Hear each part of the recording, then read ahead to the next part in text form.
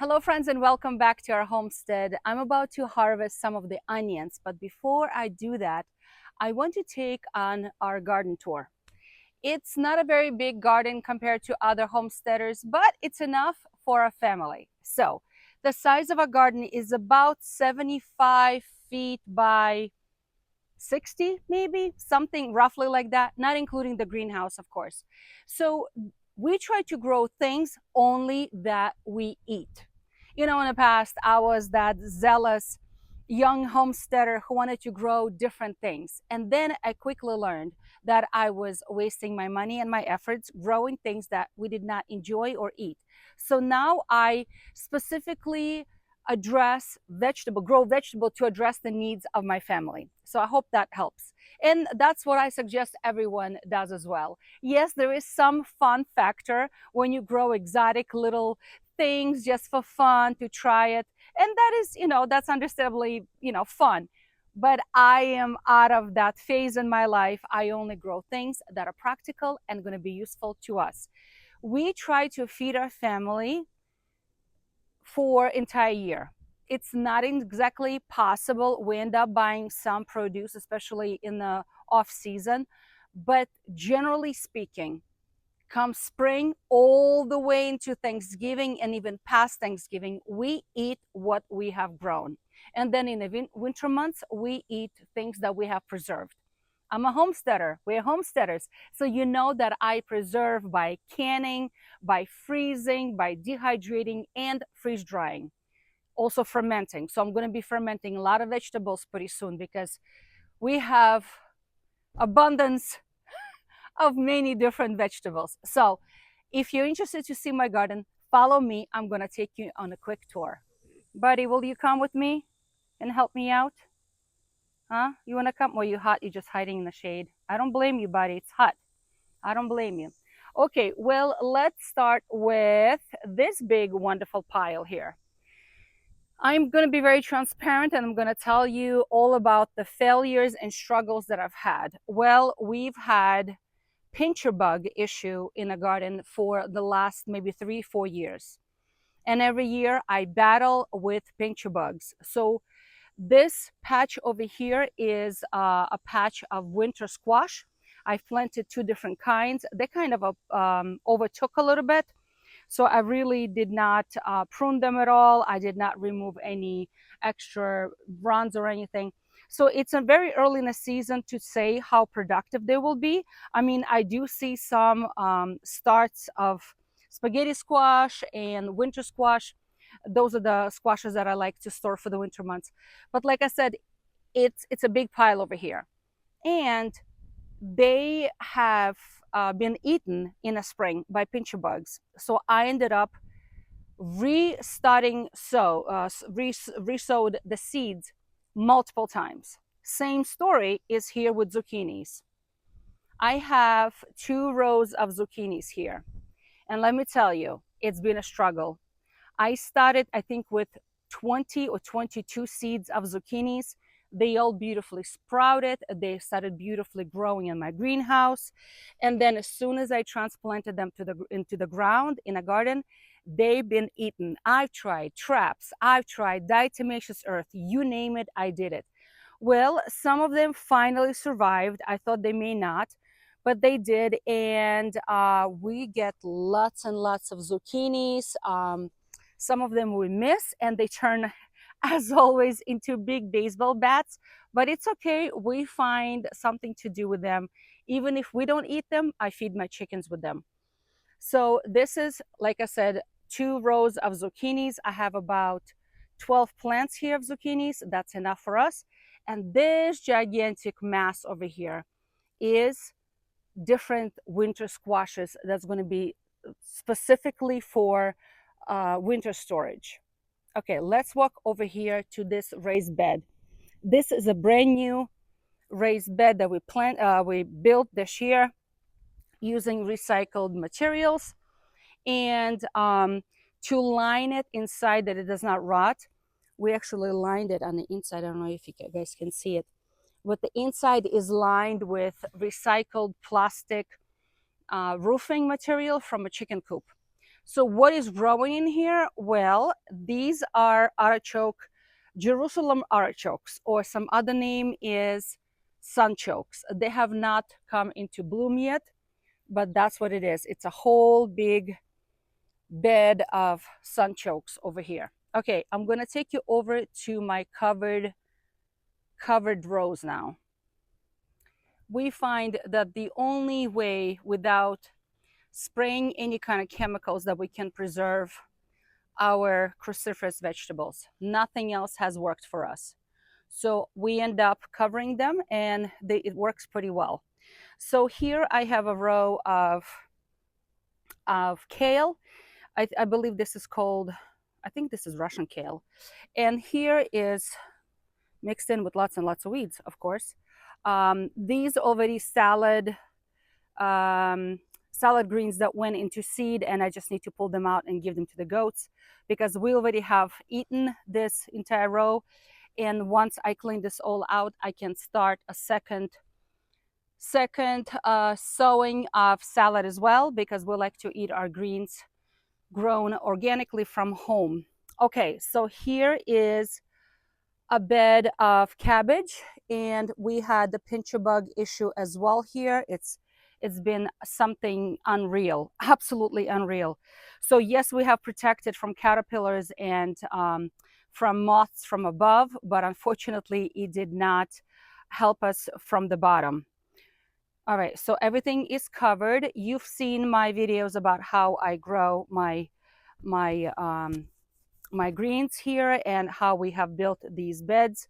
It's very cost effective. We built it once and it's fantastic. We did end up buying new netting because last year netting did not really survive the seasons, but it's fine. I do have a weed problem here. I have to pull them out. Goodness gracious. Here is my second bed of greens, and I also have a whole bunch of different kale. I need to start harvesting and eating it. We cannot eat this fast enough. Let's put it this way. Here I had a patch of Napa cabbage, and I just harvested a few because I'm fermenting it. So I'm going to be making a video about that, and I'm going to post it. That's one that's left over, and now I only have few celery bushes left here. That's all we have in these covered beds. All right, so again, this is a big mess of my winter squash. I see some winter squash hiding underneath over there. There's more over there, see, among the leaves, but I'm not touching it. Let nature do its thing. Okay, I'm gonna go over into the main garden and I'm gonna show you what's growing there. Here I have a patch of green beans that we love to grow for our family, and I have a few different kinds. Also, it was absolute delight for the pincher bugs to devour in the spring, but it feels like I have enough for us. So I already harvested a lot, and you know, green beans, they're going to be keep blossoming and keep producing all season long, as long as they are fertilized, and we fertilize them with compost this spring, and then I also fertilize them with I made a video about how I made nitrogen fertilizer using stinging nettle, so I used that, and I also made comfrey compost kind of fermented tea. I also use that to fertilize my vegetables. So this is, like I said, this is a big patch. I don't know how many bushes, I lost count. But this is the patch of different green beans, and I have some yellow beans in here as well. Some bushes did not survive, unfortunately, because like I said, the pincher bugs got them. Okay, so I'm gonna finish this row here. Then I have a little patch here, just a little bit of beets, and I usually grow Detroit beets because I like the flavor of them. So some of those I have seeded later, so you can see the little ones sitting in between. Those are already establishing. All right, so I did have an issue with carrots. Carrots are finicky to grow. You probably guys know that carrots are finicky to grow. So So some carrots came up beautifully and they started growing right away, where others did not want to. So I ended up resowing again and starting from scratch all over again. So, but this is where my carrots are. They do look kind of sad, but it's okay. I have a bunch of little babies that came through and I will harvest them later in the season. Okay, moving on. What else do I got here? Right in the middle of my garden, I always have a patch of flowers. These are perennial flowers and then some annuals I plant over there that keep coming back every year, and they bring in the pollinators. They absolutely are buzzing with different bees, bumblebees, honeybees. So this is why I bring them here, because I know they're gonna attract my pollinators. And that's exactly who we need in a garden. They are essential in a garden. So I have, like I said, a beautiful patch of flowers right in the middle of my garden. Well, first of all, I think it's beautiful, but second of all, they are also very functional. Here I have another patch of beets that I've planted. This is a second sowing because this row was originally allocated for garlic. Garlic has been already harvested because this is already second week of, actually third week of July. So garlic's been harvested, and now, not to allow any empty space because soil does not like to be empty, I sowed some beets. So I have a whole row of beets here. I don't know how many, I don't even know how long, but it's about good 25 feet long of beets. We eat beets. Here you probably can't see much left anymore, but this was my strawberry patch, but the season is over, so I already cut everything down. I trimmed everything down, and they already grew new leaves. They made new shoots, new leaves. So yes, this is a strawberry patch that is done for the season. Here, the next patch here is a patch of turnips. We love to grow lots of turnips. We love to eat turnip greens. They are slightly bitter, delicious in soups. We love to add them to our soups and stews. Yes, we grow lots and lots of turnips. They are wonderful to store, and they're a great substitute for potatoes.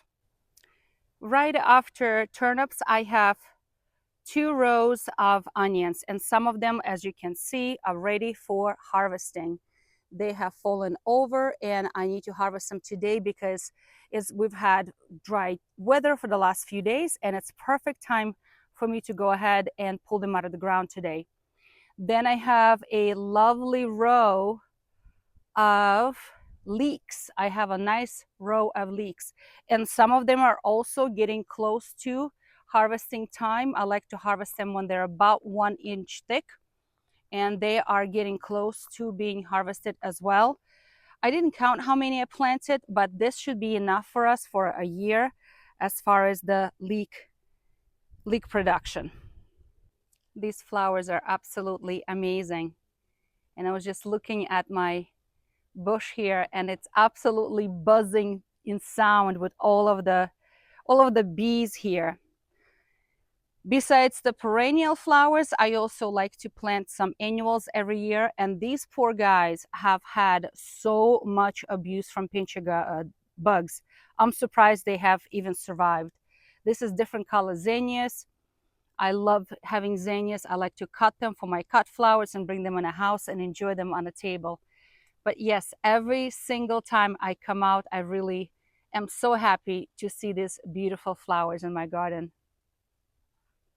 Here, the row of cucumbers that I like when they climb up on a trellis. It's the easiest way for me to see the cucumbers for harvesting. Let me tell you, these poor guys, they have survived so much abuse, and most of them did not survive. I had to resow cucumbers 4 separate times. From my original sowing, only 3 plants survived. Then I had resowed more, and they were all eaten. Then I did it again, and they got eaten again. So I was blaming slugs, I was blaming pincher bugs. So I had so many traps set up, but so far now they came to life, and they're producing beautiful, beautiful cucumbers. All of my cucumbers here are all for pickling purposes. We like to eat them fresh, but also we like to preserve them for pickling and for fermenting. I see a cucumber here somewhere. I just picked them last night, but I think I missed one. Where is he? I just saw him from the distance. Oh, here it is. I totally missed him. Poor guy. He's hiding here. Come on out. I'll take you off the vine. You're so pretty. Yes, we prefer shorter, smaller ones. They pickle and they ferment the best. I wanted to mention that all of my vegetables that I'm growing in my garden, I have started from seed myself. Like here, my peppers, they kind of falling behind the schedule because probably I started them late in March. I should have started them earlier, at least by 3 weeks, at least maybe even 4 weeks. But anyway, so these are my different bell peppers growing here and some hot peppers. I mixed them up accidentally. I didn't mean to, but you know how sometimes you lose the little stick with the label. And then I have a very sad row of eggplant. This eggplant, we had a snap of cold temperature in June, early June. And as you know, eggplant is a Mediterranean plant. It does not like to be cold. So we'll see what happens. Oh, look at this guy. I don't think he's gonna make it. So anyway, we'll see what comes out of these eggplants and these peppers.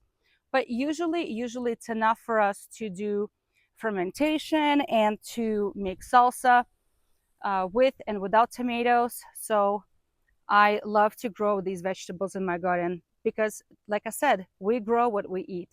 The next thing I'm going to take you to tomatoes. Oh my gosh, my poor tomatoes. I got to retie you up. You're falling, honey. You're falling. My goodness, I got to tie you up again. I have to come back here again and tighten them up a little bit more because they have outgrown my original tie-ups. All right, so here I have 4 rows of tomatoes. I grow about 100 plants. I know it sounds like it's a lot. It's not for sale. This is all for our use. We make lots and lots of sauce. We freeze dry them into little chips, and that's what we use for snacks later. I make my own tomato paste. I make my own tomato ketchup, and we make lots and lots of tomato sauce because then there's nothing better than a homemade tomato sauce that you can open a jar anytime and enjoy throughout the winter months. I have a few different types of varieties here. Some are more for sandwich, like eating like a big beautiful. And hi honey, you came to visit mama? Hi sweetie. You good girl. You good girl. Remember, doggy's out. The doggy's out loose somewhere. Be careful with that. All right, so here are my tomatoes. I do have different varieties because some varieties are simply just for making tomato sauce. The Roma tomatoes, you know, those that will have less juice and more kind of, they design more for canning, where others are going to be just strictly, they're all still green, obviously, but some are strictly for eating. Those going to be big, beautiful tomatoes. I'm already noticing that I have some possibly fungal thing going on here. I got to remove it. Okay, so here are my tomatoes. In the back, the last thing I wanted to show you is a patch of potatoes here that I have grown. I started them back in April, and some of them are ready for harvesting already. I tried growing again something that's easy to grow. Yukon mainly. I have mainly Yukon. It's not enough to feed our family for a year. I'm going to be honest. We do eat a whole lot more of potatoes than this, but that's all that my garden allows me. So this is a potato patch that I have as well. I hope that someday we can try growing other things like beans for drying, for storage, rather than just green beans. But right now, that's all my garden space allows. So yes, so this is my garden. There's a lot of weeds to pull out. There's a lot of watering to do. And once all these produce is ripened, we need to harvest it on time, eat it or preserve it. But you know my motto, when in abundance today, we store away for tomorrow, because tomorrow will come and we will be hungry tomorrow as well.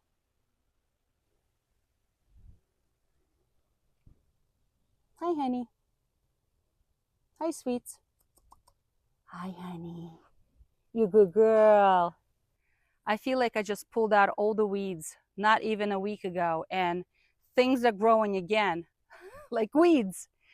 So this is a brief review tour of our garden. Nothing special. This is just a homestead type of garden, things to feed our family. This is not a market garden. This is nothing fancy. This is just a plain regular garden.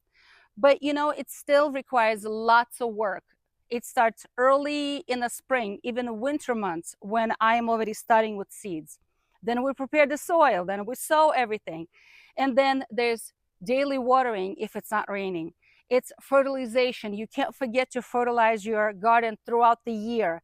And now it's time to start reaping the harvest. So today I'm going to be harvesting onions. I'm going to record a video about that. So please come along and see how we're going to be harvesting onions. On this note, friends, I hope you are encouraged. I hope you're encouraged to grow a garden and try something new.